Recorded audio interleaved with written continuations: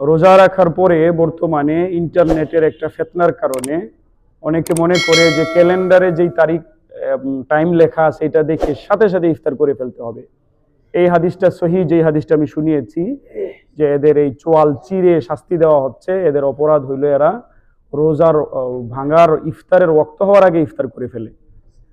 ক্যালেন্ডারে যেই সময়টা লেখে এটা হলো একটা জেলার গড়পড়তে একটা সময় লিখে দেয়, কিন্তু যারা শিক্ষিত ভূগোল বুঝে এরা জানে যে এরা যে এটা লিখে এটা চূড়ান্ত কিছু না।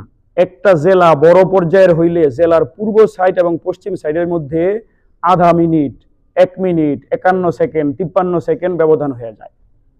কথা বুঝতেছেন? এক বিভাগের মধ্যে ব্যবধান হয়ে যায় এই মাথার ওই মাথা। ক্যালেন্ডারে যারা লিখছে আবহাওয়াবিদ এরা তো আর ধর্মের অত ধার ধারে না, এরা একটা গড়পড়তা সময় দিয়ে দেয়। এরা কোন জায়গায় হিসাবে সময়টা দিছে এটা নিশ্চিত না। এই হিসাবে সচেতনতা হলো ইসলামিক ফাউন্ডেশন থেকে যেটা প্রকাশ হবে এবং আপনার মসজিদের ইমাম সাহেব যখন আজান দিবে তখন আপনি ইফতার করবেন। সামান্য একটু দেরি হয়ে গেলে 1-2 মিনিট দেরি হলে এটাকে দেরি বলা হয় না। তাও এটা দেরি, এটা তো আমি নিশ্চিত না। হ্যাঁ, আপনি যদি ছাদে উঠেন আর আপনার নিজ চোখে দেখেন সামনে কোনো বিল্ডিং টিল্ডিং নাই, আকাশই দেখা যাচ্ছে, আপনি আপনার নিজ চোখে দেখেন ডুবে গেছে, তো সাথে সাথে করে ফেলতে পারেন। কিন্তু ক্যালেন্ডার দেখে সাথে সাথে করলে আপনার রোজা নষ্ট হয়ে যাওয়ার ভয় আছে, এটা খেয়াল রাখবো ইনশাআল্লাহ। হ্যাঁ।